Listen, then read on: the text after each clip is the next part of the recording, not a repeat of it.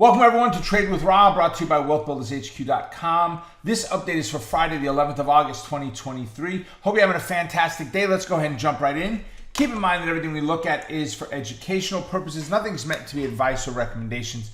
If you like what you see, anything, make sure that whether it's a trade, a setup, an indicator, make sure it fits your own personal risk profile and risk tolerance before you ever take that on.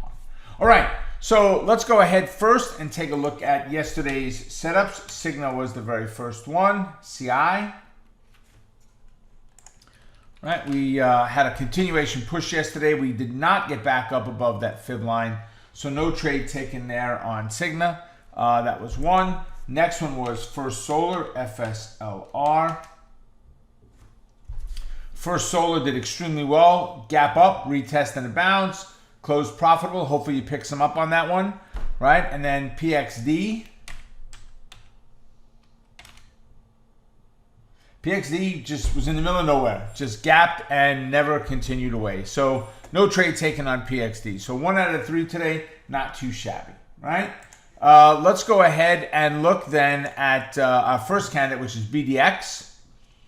Right, BDX closed is closing. We're about 10, 11 minutes left till the market closes. We're sitting right now at the fib line where we have a confluence of our 8 moving average and that 277.06 on BDX. If we can get that continuation push up, we're looking at 281 as resistance. So somewhere down below there, 280, 279.5, somewhere in there is going to be your target for your exit. If we break to the downside, we don't have as much room down. I don't think we do. No, only to about 273 support. 274, 74.5, somewhere in there is going to be your target, all right? So that's number one. Cephalon, it's actually CELH, sorry, my bad, not Cephalon. Celsius Holdings. Celsius Holdings gap up yesterday on earnings, nice move yesterday. Quick gap up, a run this morning, a pullback, and a close right at that 172.49, or a close-ish. Remember, we got about 10 minutes up. If we can get the bounce out of there today, we've got all the way up to 73 to 93. That's 20 points. It's too much. We need to split that, so we're going to put a negative 809 inside of there. Right, and that becomes our new target.